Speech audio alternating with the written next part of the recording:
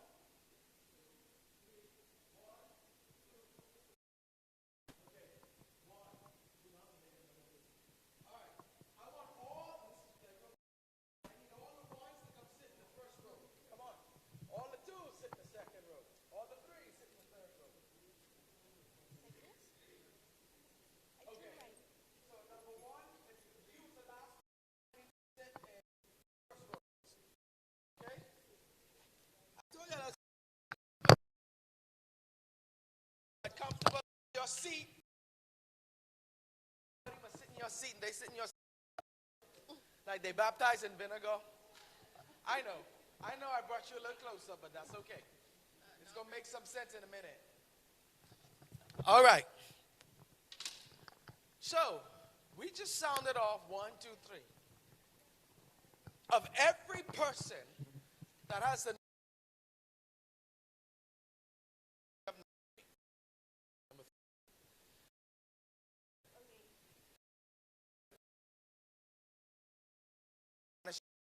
now.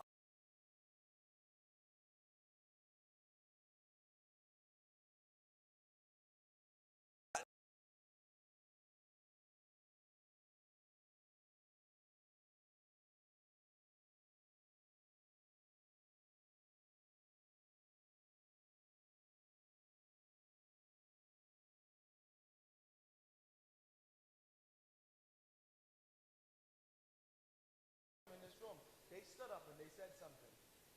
And you unintentional connection with them. The person sitting in row 3 are not just someone who is a bum who just standing on the side. They belong to someone.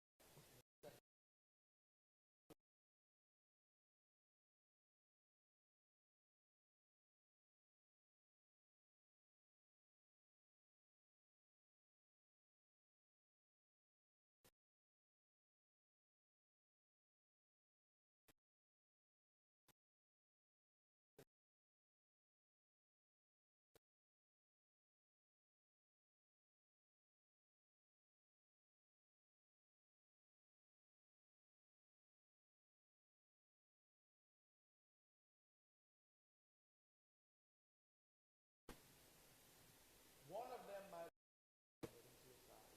What would you say to them? Exactly. You can't be talking about, oh, thought she got it all together. She got that big old house out West Ridge, driving that nice car. She married that man with all that money. No way.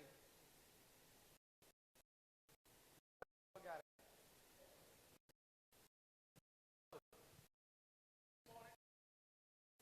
That you could be a good Samaritan. So let's go and we'll come with the two definition of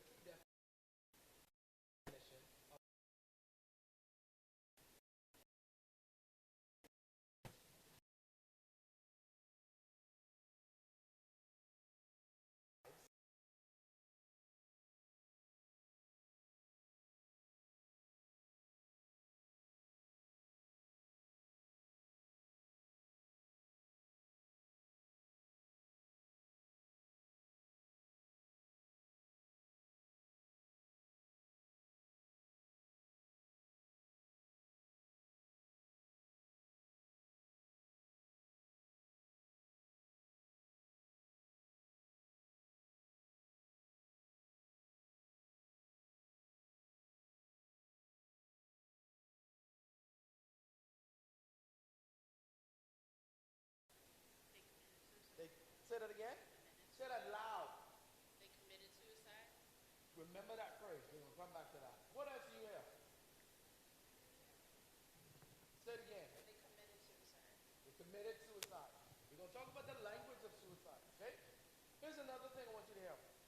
What a suicide attempt is. A suicide attempt is when people harm themselves with the intent to end their lives, do not die because of their actions. There's a difference between suicide and a suicidal attempt. Does that make sense? What about the warning signs? I know some of you say, that's why I'm here. What are the warning signs?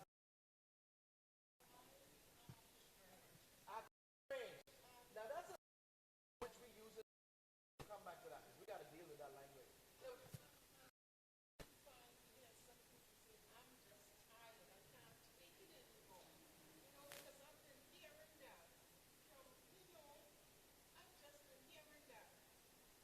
I'm tired. Can't take it anymore. What can I do? I can't take it anymore. Okay? People is like, they just keep coming after me, or she just keep coming after me, Uh-huh. and I just can't take it. So, Okay. What are some other warning signs? sorry, when a person exudes sadness for a period of time and just show signs of happiness, decision to end and then they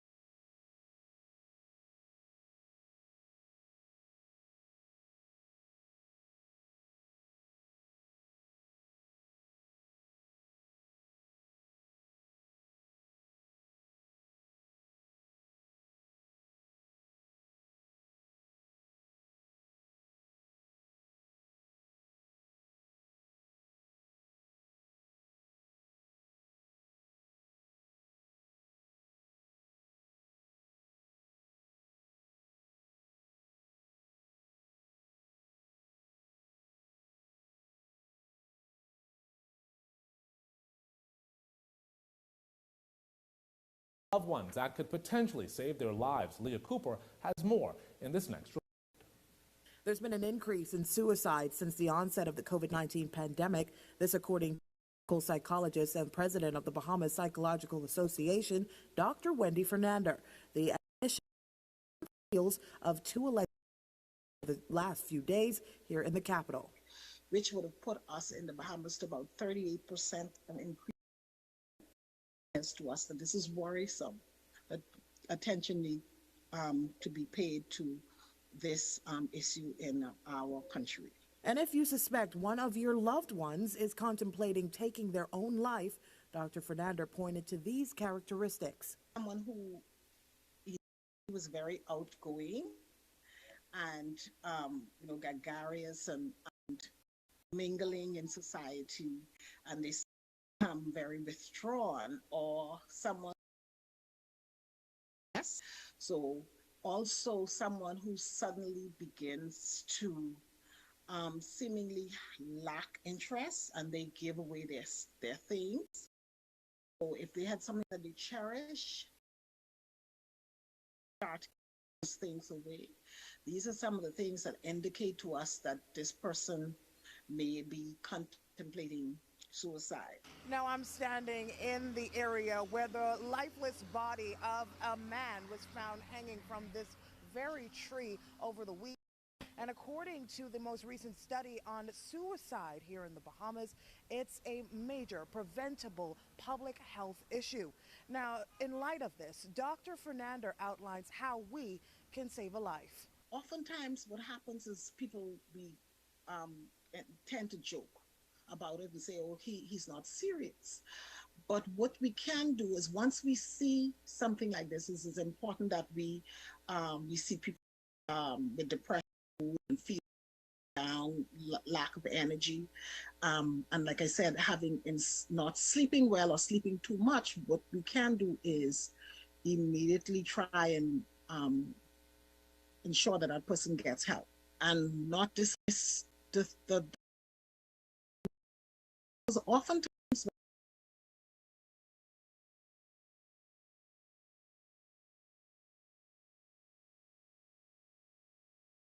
push it aside and serious, but just get the person, be more sensitive, be compassionate, get the person help, and be supportive. If you or your loved ones are experiencing suicidal thoughts, Dr. Fernandez advising you to call or WhatsApp the mental health hotline at 816-3799. That's 816-3799. Leah Cooper, Eyewitness News. Now, Dr. Fernanda did a good job giving us things to look for. She focused on certain diagnoses that accompany people who usually have suicide. And I think what I was saying was sometimes as well, mood, like the colloquial saying is, that come out of nowhere. What some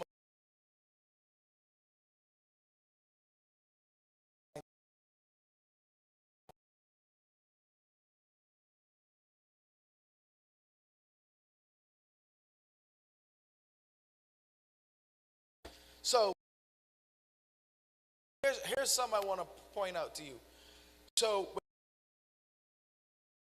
agitated, someone that they go from happy, and then all of a sudden they start to be agitated by every little thing. You drop the pen. What you drop that pen for? You know what I'm talking about? Where their mood just switch, and they move from being in a good mood to a bad mood. And again, I'm trying not to give you too much clinical. That's one thing I want to remind you of. Here's another one. I know it's hot. People say, oh, I'm tired. Watch your family and friends that sleep too much. Now y'all looking at me like, Doc, what is sleep too much? There's no such thing as sleeping too much. But if they have a shift in their mood and all of a sudden they're sleeping a lot, that's something to be concerned about. Here's another one I want you to watch for. Someone that suddenly becomes happy and jovial. Now I know we pray for our family and friends to be happy. But when there's a switch like that, we always notice it when there's a switch when it's negative. But when it's switched and it's on the positive side, be concerned. I'm not telling you you are equipped to diagnose someone, but that's something to watch. Y'all listening to me? Okay. Here's another one. I want to re-emphasize. We hear this one a lot. Talking about feeling hopeless or having no purpose or reason to live. Like you said. When you hear that, that's usually a red flag. Like they are literally saying, hey, I need you to help me. I need you to get me to the right help. Okay? All right. Any other thoughts, questions on this? Here's another thing I want to tell you as parents, aunts, uncles. Check them kids' phones. If you see them Googling things on how to kill yourself, how to hang yourself, how to drink poison, how to make homemade poison. I had a client. That's how we found out. Like you said, straight A student. We had no idea. She was coming for counseling because she was having some issues in school with her peers. And mom went on her phone and said, Doc, I found something that's disturbing. She looked up how many pills she can take of regular OTC, over-the-counter pills, that she can end her life. And that's how we found out that she was trying to consider the attempt. And when we approached her about it, we made some other things, did some other things, and we had her hospitalized just for a season until she can get some help for that.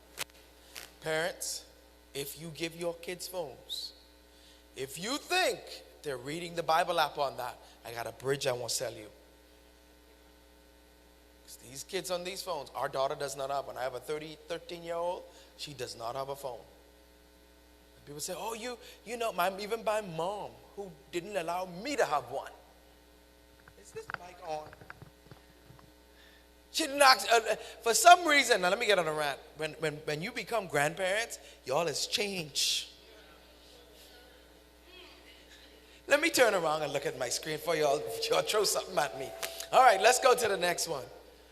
So we got to think about understanding the risk factors and how some things. So for example, what are some things you can think of without looking at the screen that can impact people? Let me change it.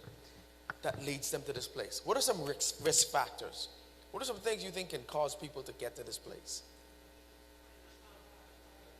Trauma that occurred in their life. Bully or severe harassment. Financial loss. Sexual abuse. The propensity to do it. Loss of a loved one. Bullying someone, yes, someone else. Let's look at some of them. All right. Family history of suicide. That's one.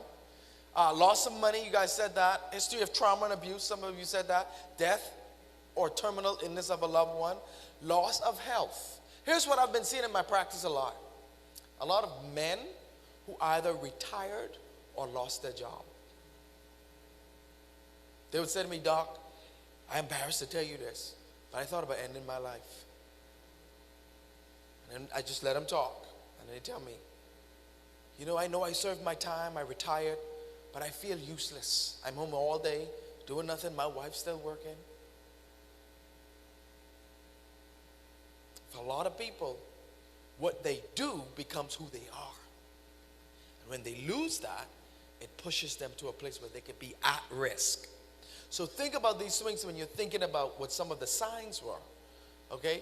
Here's another one that we don't want to talk about, but I want to talk about it in the house of the Lord. Pastor Angela ain't in here, right? Okay. I'll still talk about it if she's here. I guess I'm going to say it. It's up there. Questioning their sexual identity. This is something we like to duck and dodge. But this thing is becoming a reality. I am not saying I'm endorsing that. What I'm telling you is what some risk factors are in our kids and some of our adults.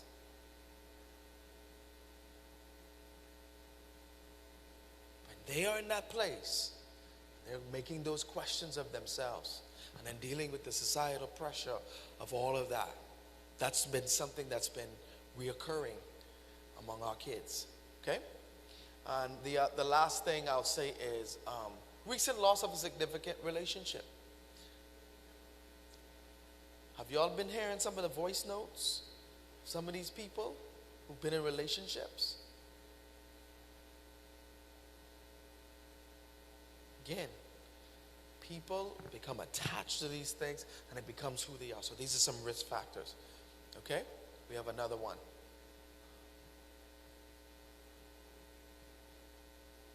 Meantime, September is Suicide Prevention Awareness Month, and efforts to save lives remains the same. Now, but according to mental health physician Dr. Sean Knowles of the Emmanuel Medical Center, a Stubbs survey conducted here in the Bahamas in 2018 revealed that men have a higher success rate in committing suicides over women, with a ratio of about 2 to 4 females to 1 male. We recognized that there were up to 17,000 Bahamians, 18 and over, who thought about suicide, and that would have been before Hurricane Dorian and before the COVID pandemic. And so we really need a part 2 of that STEP survey to get a really better understanding of what our people are going through. Last year, so many suicides, and the number 1 rate was by hanging. If we were following them, majority of them, shouldn't surprise you, were men. Fortunately, there's been little to no reported cases of suicides or attempted suicides in the Bahamas recently, but the contributing factors that drive a person to commit the act still lingers. The causes, though, an untreated mental illness, emotional, financial, and family stress. For Dr. Knowles, what's more alarming is the increase in the amount of young people thinking about it. As long as you are alive, you're going to be faced with stress and issues. And so parents, grandparents, just because a child is not working and putting groceries in the house or paying the electric bills does not mean that he or she does not have problems, all right? Just take a look in the newspaper to see what's happening in some of our schools. And so with that, bullying is high on the list. for what's taking place that a lot of our young people are dealing with, both in public sectors and private sectors. In case you missed the news or want to stay ahead, subscribe to our YouTube channel. Meantime, September is Suicide Prevention Awareness Month, and efforts to save lives remains the same. Now, but according to mental health physician Dr. Sean Knowles of the Emmanuel. If you can go in the back.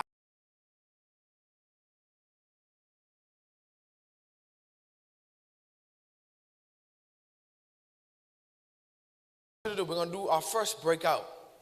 I want you to, in your groups, discuss, you can see it, some of the past and present Afro-Caribbean social and cultural factors regarding suicide.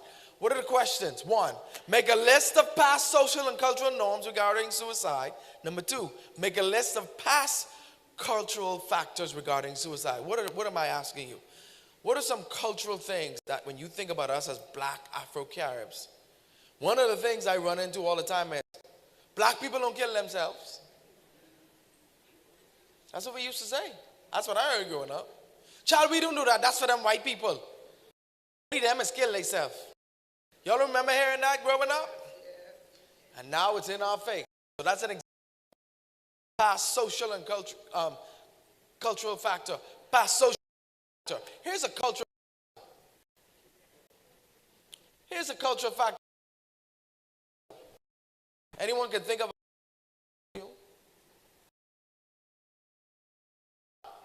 ain't that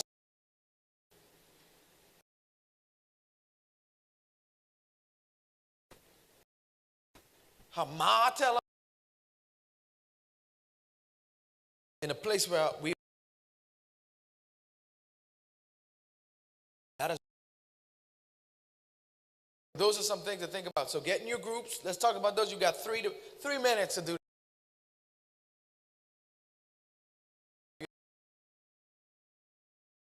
You're going to have to inconvenience yourself, sit in the front. Let's go.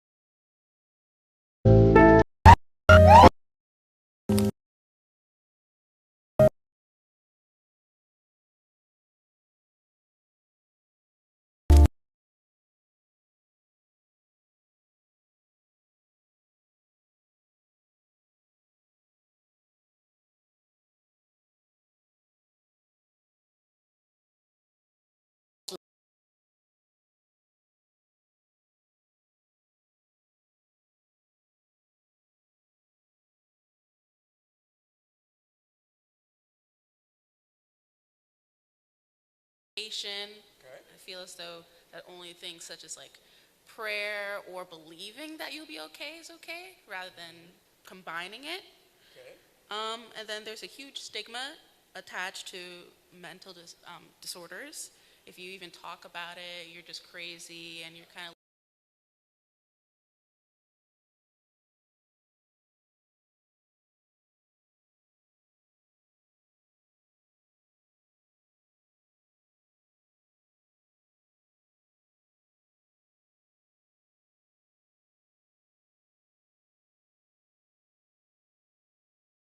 physical ailment.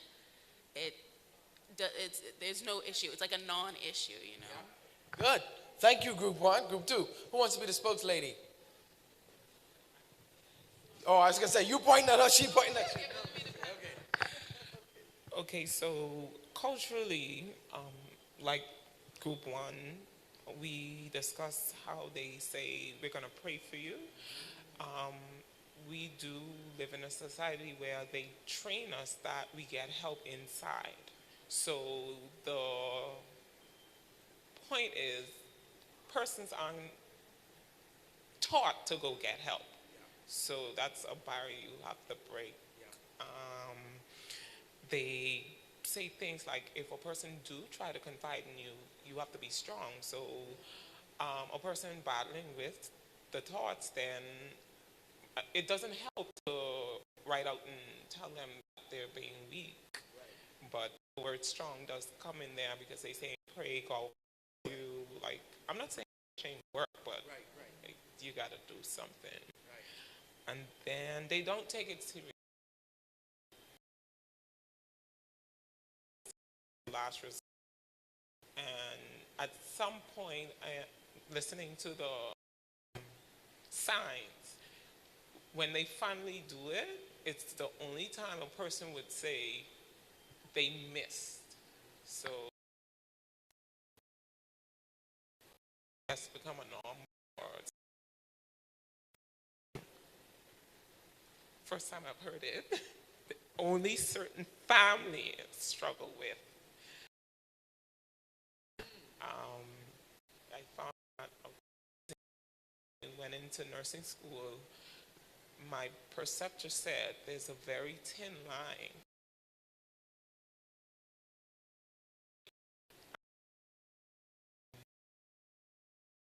Take the opportunity. I'm sorry. My name is Maria Butler, and I'm a TCN. I worked on the island for about 5 years. I recently moved back. I was also in the training, same as the Harvest and the lady over there. So I took this opportunity for recertification.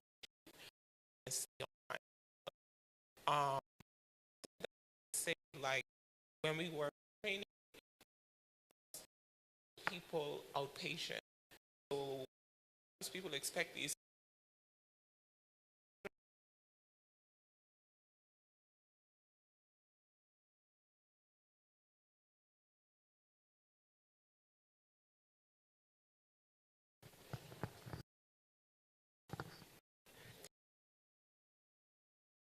That we said, but also the same as everyone. Based on the stigma that Black people do not have mental health issues. That's one of the popular ones I've heard before. We discussed that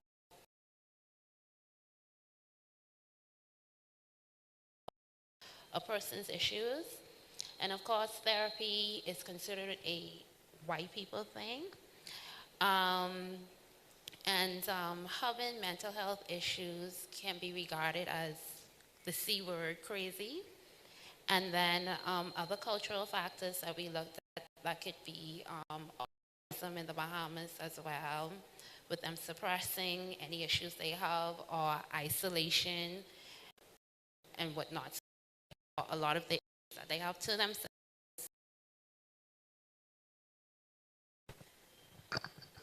All right, group 3, if y'all would come back up, you can stay in the 2 sections you're at, because we keep going. We're going to go back to breakout. We're going to have another breakout. So let me ask you this. How many of you heard the comment, "Child, she must have got the pink slip"? I know y'all looking at me like I was baptizing, but y'all hear that before? Oh. I know it's old school, but it used to be said. And what I'm saying to you is, that's what I was meaning when we talk about social cultural norms, where we would see things. So for example, you're looking at someone, mental illness has been something that has been in my family from my great-grandparents, okay? To now, if you traverse the Grove area, 2nd Street, or where First Baptist is,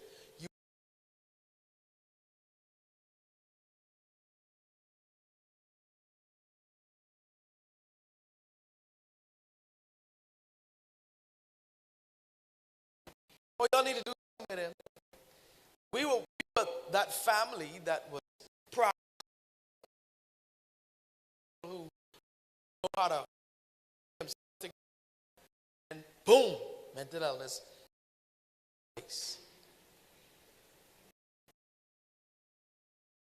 think of how we deal with this. You as an individual have to be aware of what by and with when it comes to the social and cultural. You're very intentional. As you experience this or may even engage someone that may be on the brink of this, watch your personal perspective, what you taught or heard from the cultural norms. Right? Would you say it's old, but I said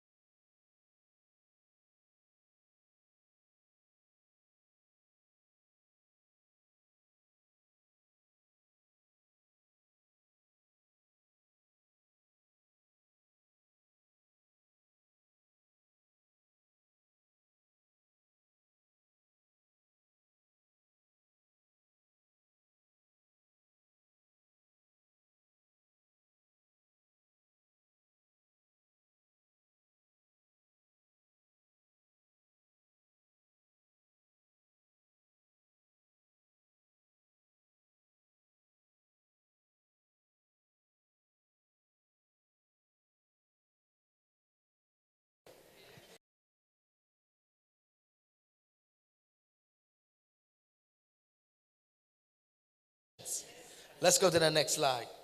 All right. Here is the myth. Those who talk about suicide don't do it. That's a myth or a fact? The fact is, most people who either attempt or commit or engage, we're going to talk about language, they usually follow through with it. Okay? Here's another one. If a person is really intent on killing themselves, there is nothing anyone can do to stop it. That's a myth. Huh? Say that again? Yeah. Well, let's listen to it.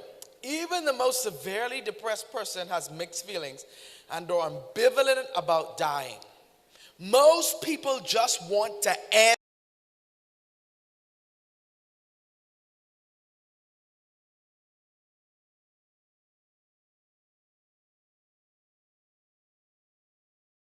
Meeting with when you keep digging, if you're a skilled clinician, you don't focus on the fact that they want to end their life. You try to figure out what is the underlying thing they're trying to escape from.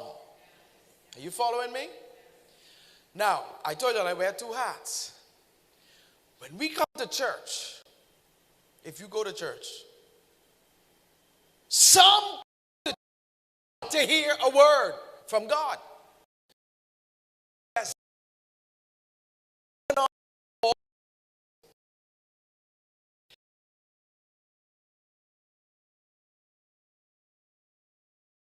Boy, Pastor, you spoke to me today because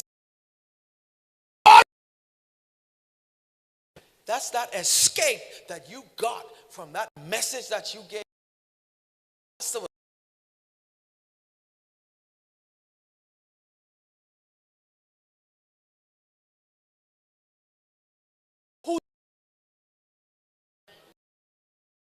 If y'all think I ain't picked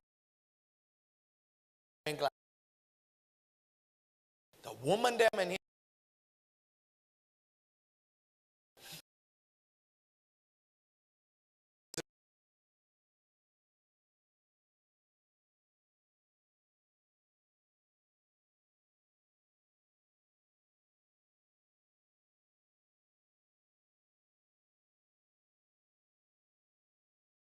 No, go. So, here's a question.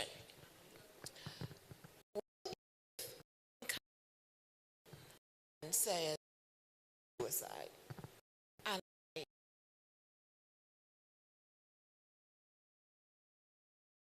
to someone who trained than I am,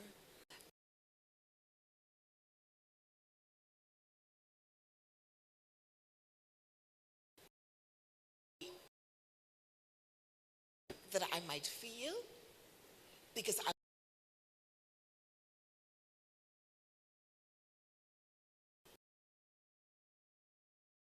talk about it. A little bit about, with the time we have.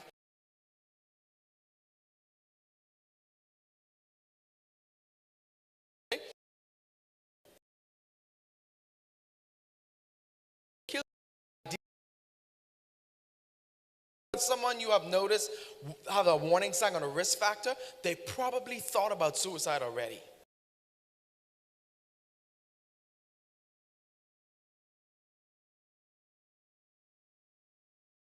Prevention is business. Someone say, it's my business. And anyone can help prevent the tragedy of suicide. To address that, because I believe our society has become so individualistic, we don't even pay attention. I remember viewing news and things like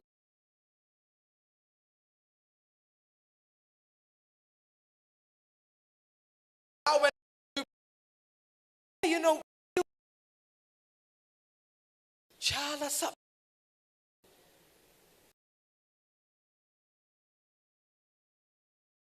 Community mindset. All right, now let's go to the next one. This is what I want to make sure, especially for our context and culture. Do you mind going to that next slide for me? Suicide language. All right, the first one, the next, yeah, okay. Died by suicide is what we should say instead of committed or completed suicide. And we're going to talk a little bit about this. Died by suicide, suicide by death, rather than a successful attempt. Person living with thoughts of suicide, rather than suicide ideator or attempter. Okay?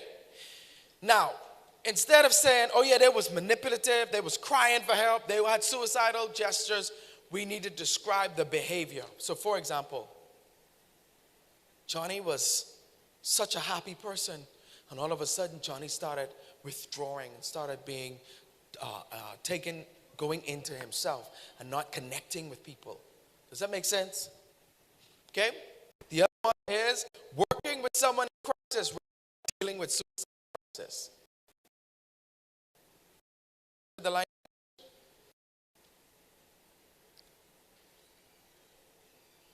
The biggest pet peeve of mine is committed suicide. Because when you say that, you imply that someone was successful at something, that they were committed to something and that they followed it through. You're saying, yeah, well, doc, isn't that what it is? Yes, but for the family hearing that, you could inflict more trauma. Child, she herself, media, friends, and you got to be careful with. And if you notice, some of them have done using the more appropriate language, because what you hear impacts what you feel.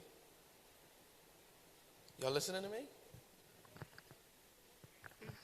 That makes a lot of sense, because I was about to ask why we can't say committed or completed, and that's the incorrect thing. And I'm realizing that verbiage is incorrect, because if you say you committed suicide, that leads people to have this like common notion that for doing this act and completing it and leaving people.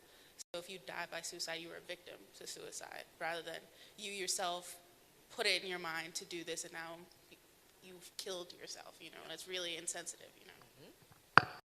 All right, someone else.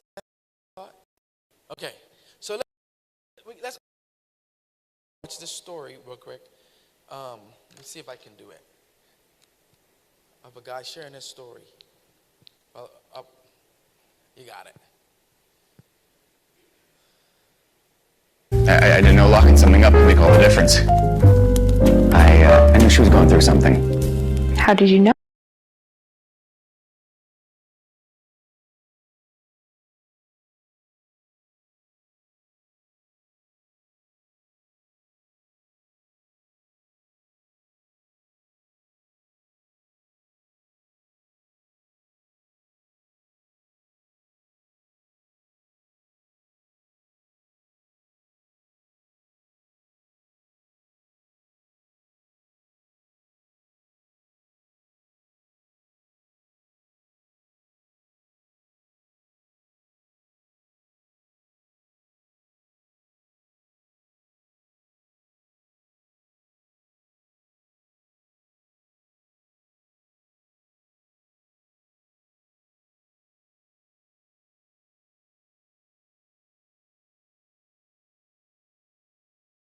It did. You saved her life.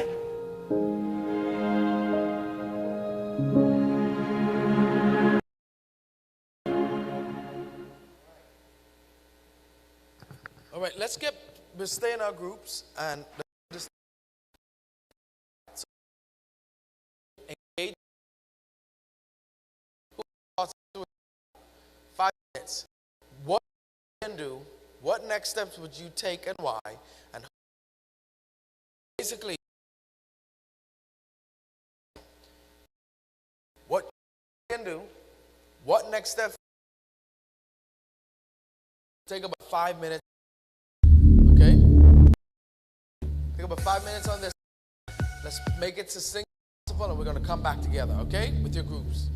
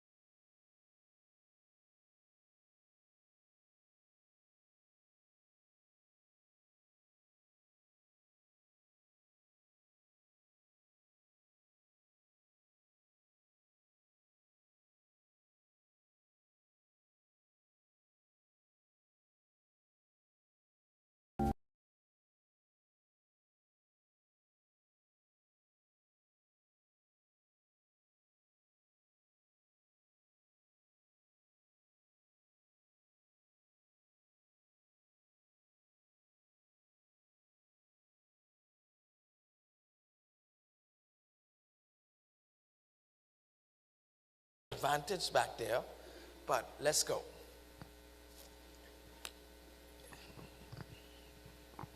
Good evening, everyone. Whilst you were discussing what would you say and do and what next steps would take, and example. As a teacher, I came across a few of my students who were suicidal. And in the midst of talking to them and with them, to space, comfortable space for them so that when they talk, they won't be afraid to share whatever it is that they needed to share.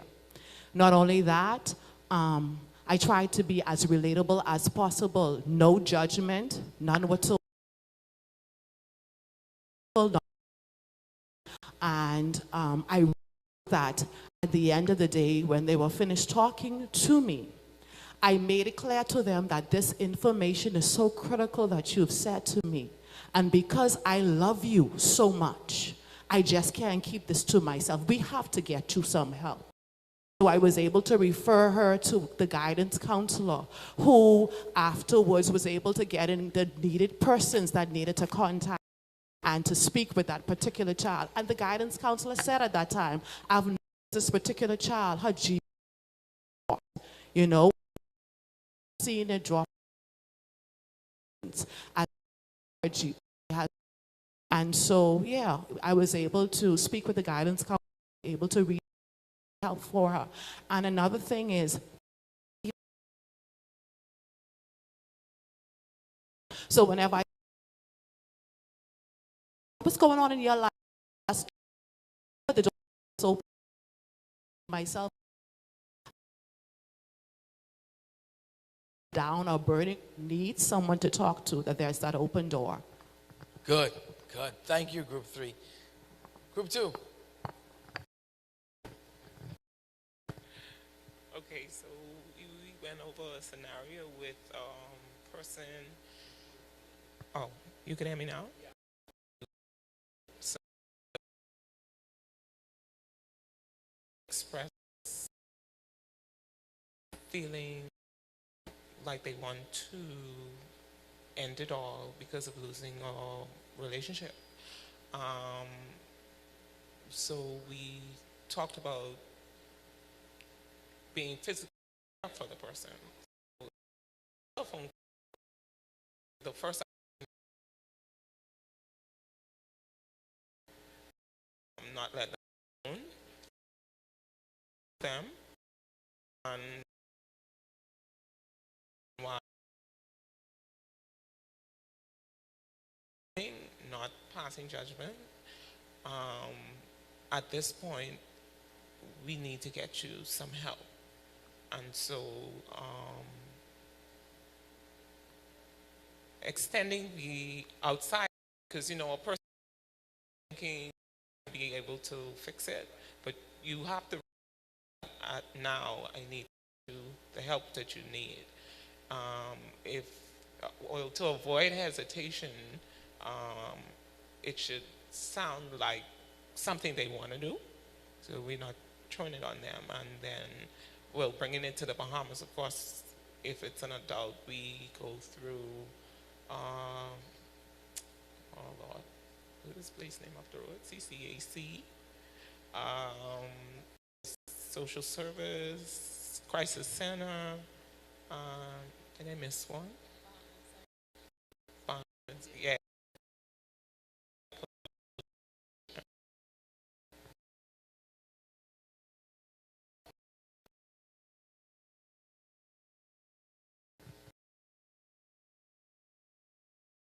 Thank you.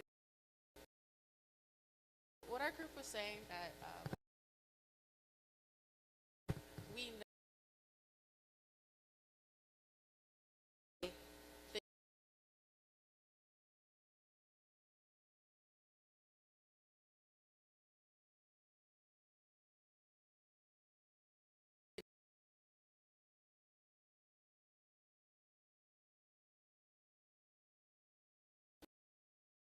might have or the facing.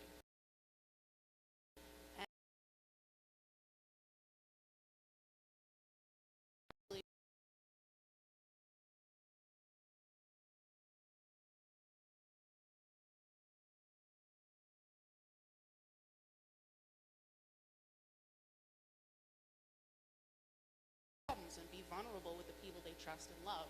So if you are that ear for them, that'll definitely happen. And to make it again less daunting, if you get to the level you could refer them to a therapist, a psychologist, a psychiatrist, or what I felt like what we could do is, I know there are some doctors who have free group therapy, which is less daunting. You can go with them, and everyone in the free space talks about their problems, and all their problems could be talked about in this non-judgmental, safe space that you don't even have to pay for. And one, for instance, is the family with Dr. Allen that happens in the Crisis Center and Kemp Road Church. So that's a free opportunity there. So Good. All great things. I think all of you hit the nail on the head with these. And the thing is, what I tell people, I want you to say this with me. It's three words. Refer, refer, refer. Okay? Because the goal is you're not the person that's the trained person to help with the details of it. You're that good Samaritan to offer the air and the ability to refer them. Okay? To get them to help. That's why the last question was, who do you call? Who do you connect them with? Group 2 said it perfect. If they're adult, there's community, and you'll see that on the last slide. Community Counseling Assessment Center. If they're a child, there's, with the new law, I don't know, Dr. CCHC as well. Okay. I don't know if they changed it with the new law, but that's what. So let's get into the nitty-gritty. Let's get into what can you do. All right, let's go to that slide that says suicide first aid, and the next one, learn. So the information I'm about to share with you is to help you recognize when someone may be at risk for suicide and how you can connect them with immediate help. Okay? Now, the acronym for this model that I've been trained in is called LEARN. Okay? This is to help you learn if they're considering suicide to take the early steps of what to do. All right, the first thing is the letter L. So it's from the acronym LEARN. L. L means look for signs. Okay? Look for signs. All right? If you see them talking, joking, we talked about this. I'm not going to stay on it too long. When they're isolating themselves from you or family, friends, changes in their personality, changes in the outlook of life, feeling hopeless. L, look for signs. E, empathize and listen. Oh, sorry. This group 2 said that. You are not there to be judge and jury.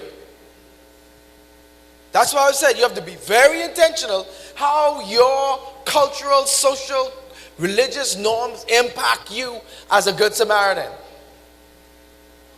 Your job is not there to watch them putting their life at danger to be the judge and jury. The last thing someone who's thinking about committing suicide wants to hear is your religious rant about them going to hell. Take that from a pastor. That's the last thing they want to hear from you. You need to empathize and listen. Someone say that. Empathize and listen. I'm concerned about you. You don't seem like your usual self. What's going on? How do you show empathy? You listen with compassion.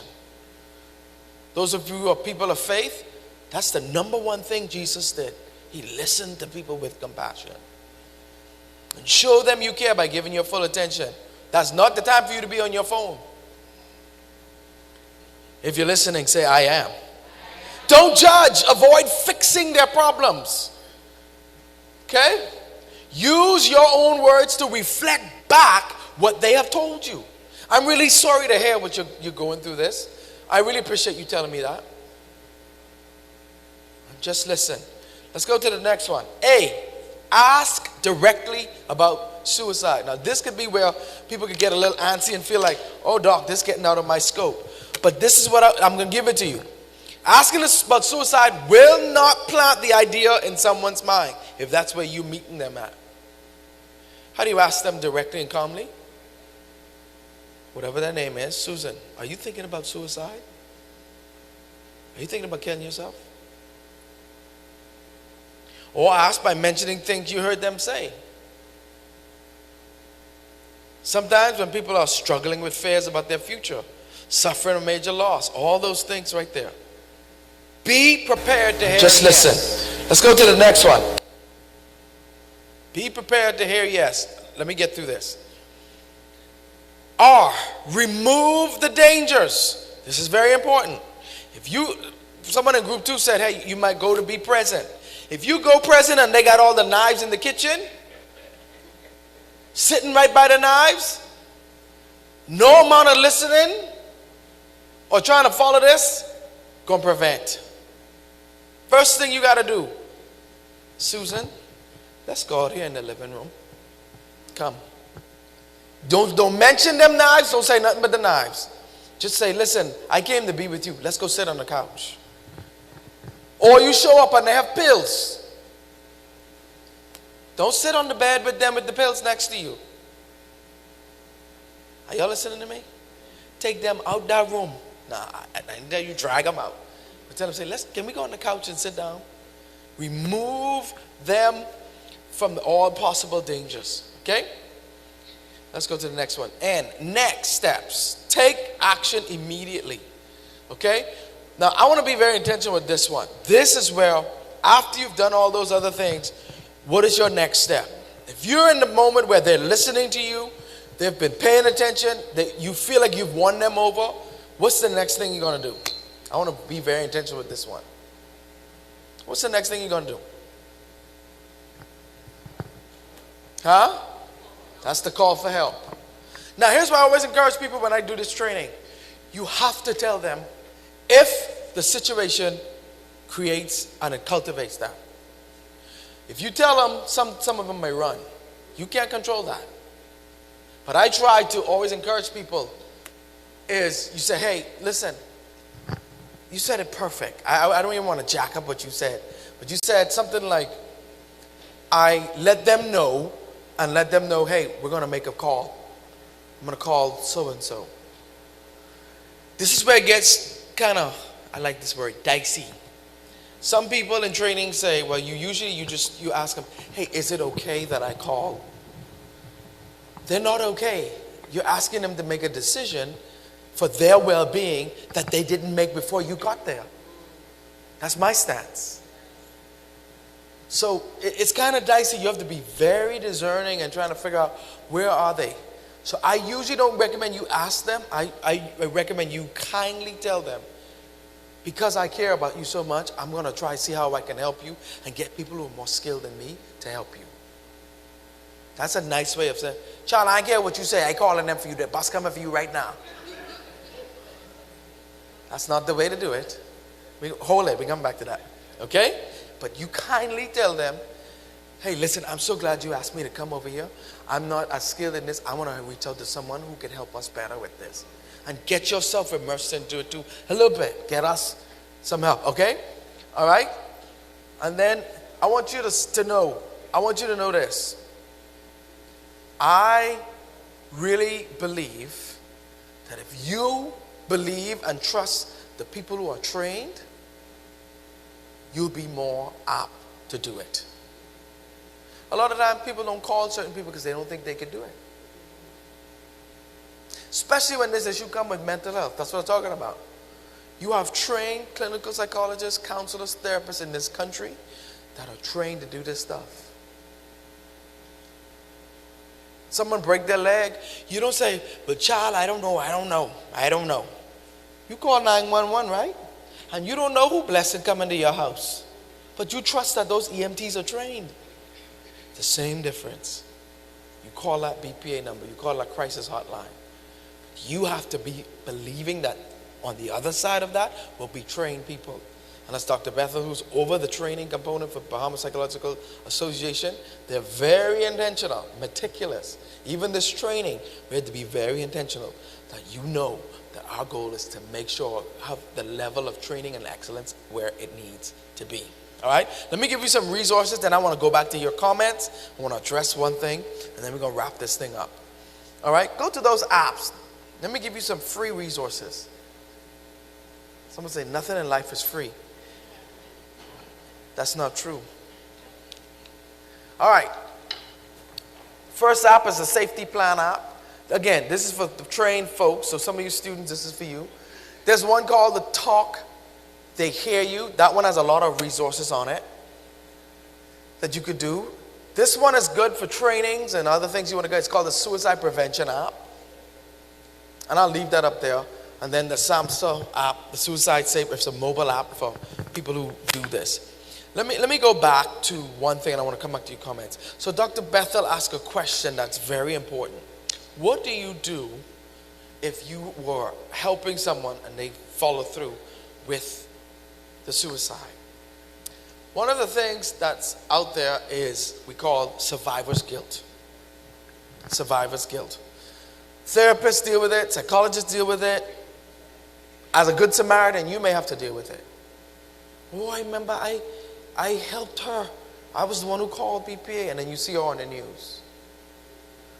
At the end of the day, you have to realize you only can do what you can do.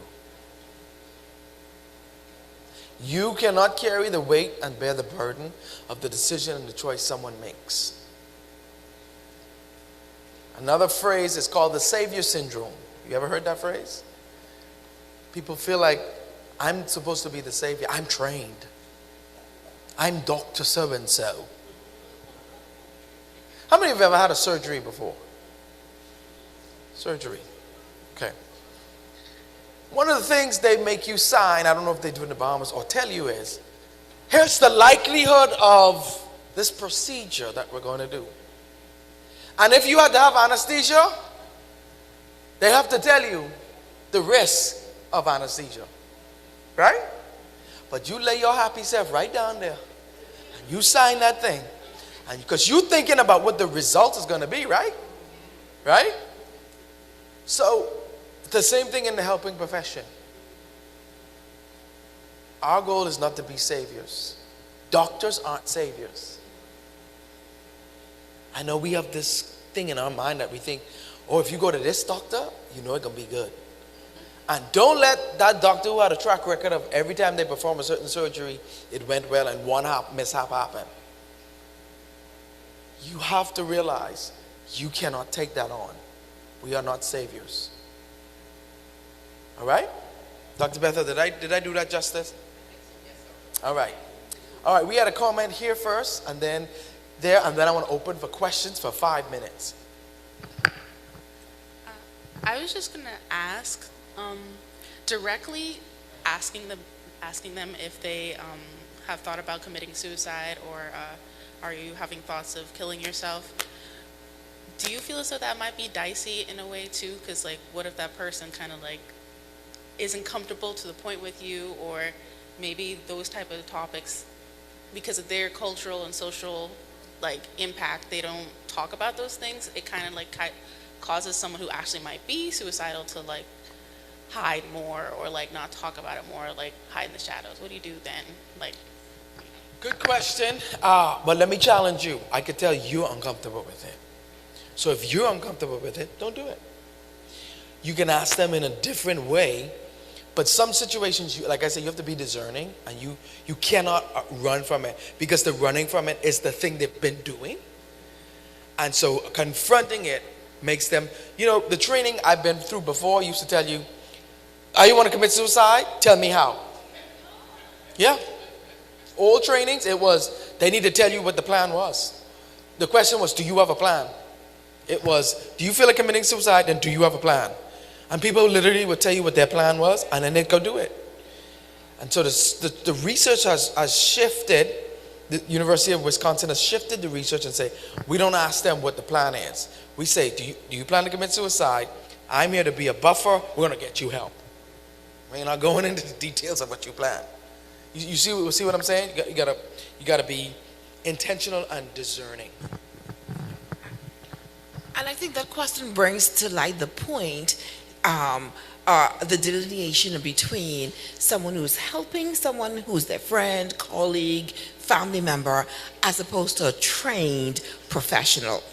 The trained professional, even though I might be uncomfortable asking, I have to ask you directly. That is absolutely fundamentally important. I've got to ask you. So in your training, you're going to be taught that, but that's beyond the scope of what's here right now. But yes, you have to ask the question.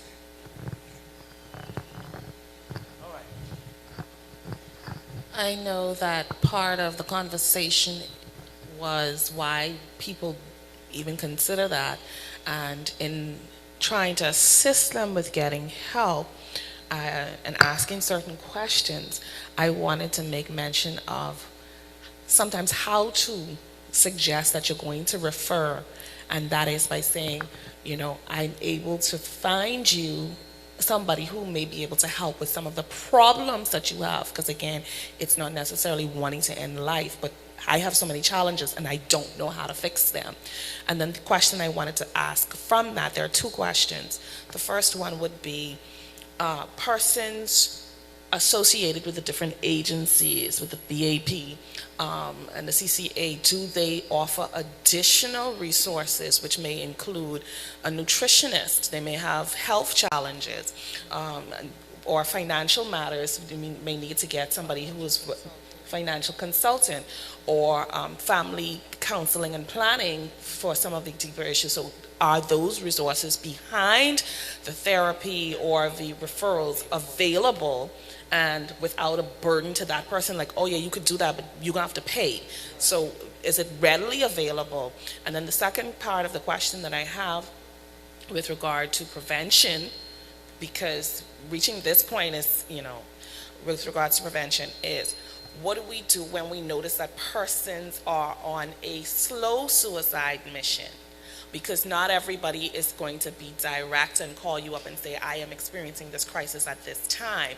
But you will notice certain patterns in their behavior, like addiction and abuse, that is leading them down the road of, I am trying to check out, but I know that if I did this in a direct and immediate manner, it's going to be seen in a negative way, and I don't want to do that.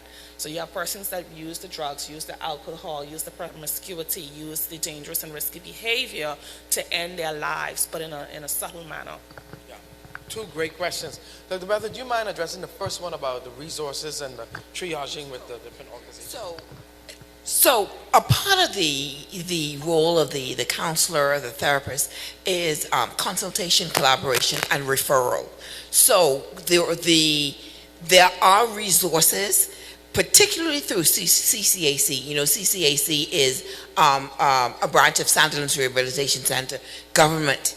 So there are resources. The resources might be a referral to social services. So there are resources. Now, I cannot tell you that every single resource that every single person needs is going to be free of charge. I can't tell you that. In fact, I can tell you not everything will be free of charge. Okay? And one of the things there too is helping the person to take responsibility as well. So a lot of times when everything is free, we don't value it and respect it as much. But yes, there are resources there through CCAC, through Bahamas Psychological Association, through Department of Social Services. So yes, and they will make the referrals and try to get assistance for the individual. And a part of the training for therapists as well is to initially go through kind of a checklist to find out, okay, is this a physical problem? Is this mental health? Is this a financial problem? Is this a social problem? So that's actually a part of the training that happens from the very beginning of any treatment sessions. But so the answer is yes, there are resources, and the therapist is going to always try to find the resources that the individual client needs. Yes. And so, like for example, I have some clients that referred to me from the courts, and one was for anger management. Okay, I had a phone call, initial meeting with him for our initial session, and that turned into his house was one of the homes that got knocked down from being in a shanty town to, and I only picked up it from well, when I leave here, doc, I don't have nowhere to plug my phone in. And then it just blossomed. I just let him talk. And immediately afterwards, I called Dr. Fernand. Called the office. I said, hey guys, I just talked with a client. First, it broke my heart, number one. Number two, there's more issues at play here, because I could write a letter that could destroy his life, not knowing the whole systemic issue going on of he don't have a house to live in, he's moving from place to place. Oh, and by the way, wink wink, hush hush, they rebuilt something on the same land, but they sneaking in to go in there, don't have power. This is a young man who's working, 19 years old, working. Yes, he might be a foreign national, whatever your beliefs and thoughts on that is, but my role was give him some anger management counseling. And that turned into, we need to get you some resources. Y'all following what I'm saying? So I don't just go in and jump in no, I only focus on the anger management. Well, he's going to be angry that I sent a letter because he didn't go through his therapy and counseling, but then I didn't understand the whole systemic issue. Are y'all following what I'm saying? So we are trained to look at the whole thing that's going on, the systemic approach to how this thing is done. And so, yes, and not all the resources. Like with this young man, we still haven't found what the resolve is going to be. Now, one thing with him, he might not have somewhere to live, but he calls me. He wants to do his sessions because he wants to be done with the courts. You know, he makes a way. He'll say, Doc, I'm going to go to McDonald's. I'm going to sit. You mind if I call you from, do what you got to do. But we're trying to work on getting you connected. I'm using the personal connections to say, hey, can you put him in your apartment for, we're working on that. I'm miles away. Trying to get him in it. And I told him, I can't help your father. I can help you. That's what I was told. And so that's where we are. That's what we're working on. Does it make sense? Any other questions? Group 3, y'all have any questions?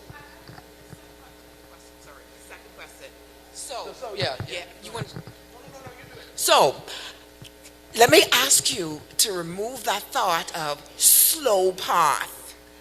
Let's remove that. Because any discussion of suicidality, any thought of suicide, any mention of suicidality there should be an immediacy of action. Does that make sense? So no slow path. Let's remove that. Okay? And one of the major things that the trained therapist would do is we will try to find what are the underlying problems, what are the concerns, and we address those concerns. So when we talk about helping persons with a thought of suicide, it's not just stopping them from committing an act. It's finding out what's the underlying reason and trying to address those reasons and trying to ensure that those reasons are minimized or no longer exist, or the person has the capacity to manage those reasons, and that leads to less thoughts of hopelessness and helplessness. Because remember, those are the two major things with suicidality. I feel hopeless, like I just can't go there, and it's never going to get better. That's hopelessness. Helplessness is I can't do anything about it. So when we address those underlying issues, we address the thoughts of hopelessness and helplessness. Make sense?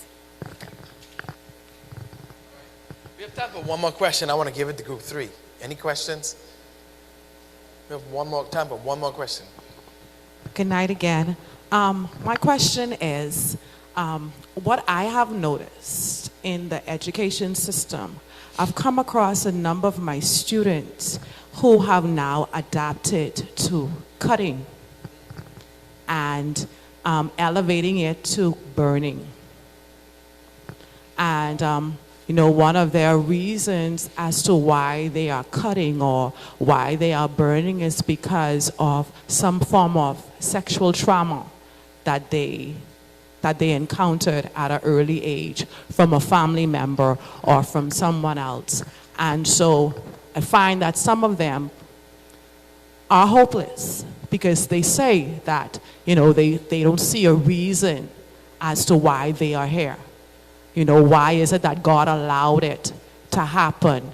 And can I get your thoughts on that, Doc? You want to go, Dr. Bethel, or you want me to? Both, okay. I'll say this in regards to the hopelessness and I will tell you what the research is saying, evidence-based first. We have a strong influence of social media on especially that population.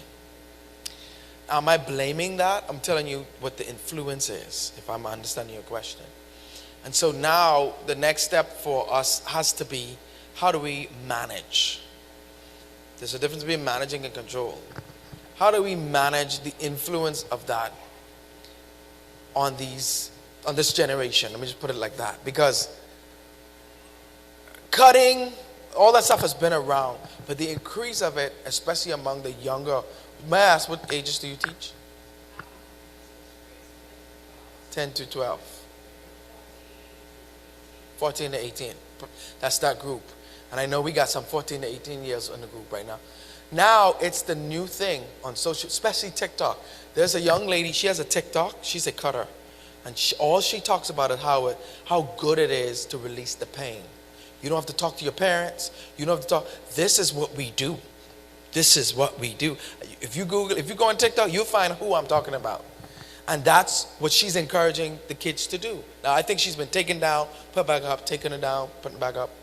The cutting. Now, the burning thing is I've not heard the burning much, but the body, is it this form? Basically, bodily harm is a new thing now among the younger generation because it's an escape. And the number one thing that we have seen the evidence that's related to why it's happening is social media. Interventions, you didn't ask the intervention question, but I will tell you the biggest thing is we have to figure out how we manage social media by asking our kids the questions. Like I tell you parents, I can say it again, if you think your child is on that phone reading the Bible app, I got a bridge to sell you. I know personally, my daughter had the school computer. She knows. Now listen, she failed all her 3 classes this summer now. But she knew how to break the school's firewall. That men who are in social media engineers to get on TikTok, she had a TikTok account, an Instagram, right under our holy noses. That's why I'm passionate about this, because it hit my front door. And you know how my wife found it? She accidentally left the yellow pad with, say, my TikTok login account. And so we confronted her. And she lied till heaven to hell and told us, I don't have that. So my wife said, let me go on here. She logged in. And if I told you some of the conversations my 13-year-old daughter in this holy house, in my house, if y'all can't tell the passion. And we saw a connection from when that was open to her behavior. And I could show you the accounts, which we reported, called the TBI, the Tennessee Bureau of Investigation, to tell them these people was messaging my daughter, who she connected with on thing, talking about, because she's had some trauma in her life. We adopted her. And she connected with this girl. This girl started telling all kind of crazy stuff. She got 1.5 million followers. And I don't give a flying flip how much followers you got. I follow Jesus and I can deal with you. And so we saw a direct connection and when we went to the psychologist to tell her, she's like, this makes sense. We kept figuring, when did our daughter shift? When did she change? Right in my holy house, where we have firewalls where she couldn't have it, but she had it on the school computer. And she broke the firewall. And she said, all my friends know how to do it. I said, but you can't read or write, but you could break a firewall? My Bahamian came out. You know, I tell people, parenting these kids today, Dr. Betha, take this mic from me, because you open a can. Yes. So, hold on. She says that.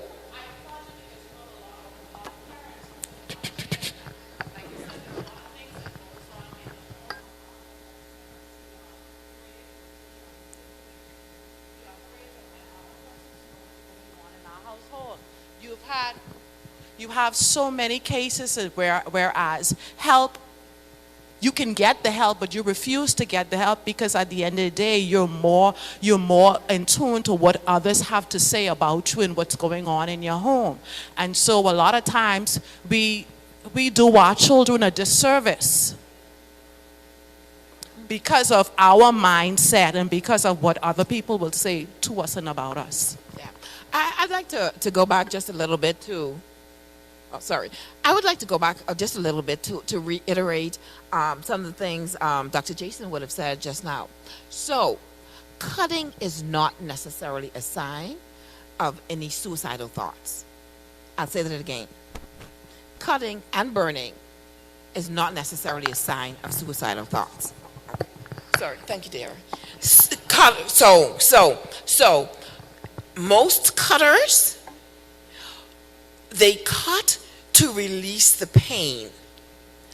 It's easier to have the physical pain than to have the emotional pain. So that's why persons cut. Okay? If you notice, the most cutters, not the ones who's following the social fad. The social fad will cut anywhere. Okay? They'll cut for people to see. The true cutters, they're going to cut where you are not going to see. Upper thighs, inner thighs, underarms. Because they don't want you to see. They just want the pain to be released. So that physical pain, it's easier to do that. And sometimes they use, even with the burning, sometimes they use a rubber band and just keep on rubbing it on the skin, burn themselves, using lighters, but they're using it in places that persons will not see. Okay? The social fad will cut anywhere. Now, I heard you ask, can it elevate? If I'm cutting my wrist, near my wrist, in my neck, all those critical places, that is a sign of suicidality. Does it make sense? So cutting does not, and I think a lot of times we think when persons cut or burn, they automatically want to die by suicide. That's not necessarily the case. That is often a sign that something else is going on. There's some trauma. And the trauma can be all kinds of things, but there's some trauma in that individual's life. Does it make sense? Okay. Sorry, sir. Let me close with this. Let me encourage you with this. I can put you on the spot.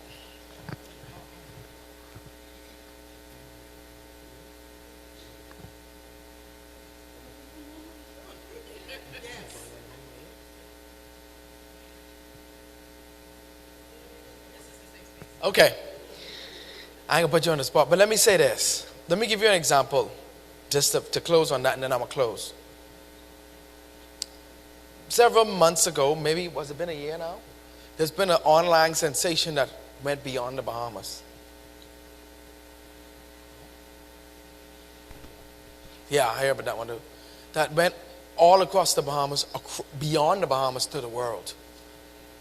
And I tell people, all of my teacher friends in Bahamas say, boy, Stubbs, you see that? Thinking, now, if you think they was involved in Get Them Reggie, and they don't know everything else going on, how you think they found? How you think? And I heard Get Them Reggie did it when they were supposed to be in school. What am I saying to you when it comes to suicide? Even among our younger kids, this generation, because this girl, she know how to do a lot of things. Have y'all? First off, let's appreciate her and her help tonight, and Mr. Francis, right, for their help. And she's 14. Credit to Brother Pedro. No, Yeah. sorry. Credit to Brother Julian. Yeah. She's 14. Now, Pastor Roll, I didn't tell her, I get in trouble with you tonight. I tell her, if y'all don't want her, I'll take her to Memphis with me. But I'm sure you're going to keep her here. What am I saying? This generation, they ain't missing nothing. Okay? I am seeing this age come to my office more and more about committing suicide. I know I use in a language I told you not to use, but their ideation, their ideas of suicide. And do you know what the most of it is? Social pressure. Social pressure. So I want to end on that, with that, thank you, that to let you know, we have to be very intentional to manage. Now, our time is totally gone. I know I hope this gave you an appetite for future trainings that Bahamas Psychological Association is going to do. Please stay connected. Lively Stone, I want to shout you out for being here tonight. We're going to always keep you in our hearts. for helping us this last minute trying to find a space. And I like the space for one. I want to take that home with me, Pastor Roll, especially that one right there. But this is a beautiful space. You'll be hearing more from us from BPA and when to follow you. Dr. Bethel, would you come and do the honors of closing us out? Would you help me welcome one more time Dr. Bethel? She's the charge of training for BPA. Thank you, sir. Thank you. I just want to reiterate a couple of thank yous. Thank you for Dr. Jason being here, traveling all the way from Tennessee, and on his vacation back home, decided to do this work for us. So we truly appreciate you, Dr. Jason. Truly appreciate you. We appreciate being in this house this evening. I do think that this is divine. I don't think that this is by any accident, because I will tell you, Dr. Jason and I were trying for weeks to find a place to come to.